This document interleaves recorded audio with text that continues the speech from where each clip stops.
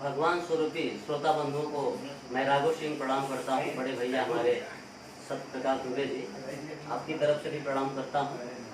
और आप लोगों के बीच में एक प्यारा सा भोजपुरी गीत पेश करता हूँ। और आप लोग हमारे चैनल को सब्सक्राइब, लाइक, शेयर, कमेंट जरूर करिएगा। प्यारा सा गीत भेंट करता हूँ। आइए।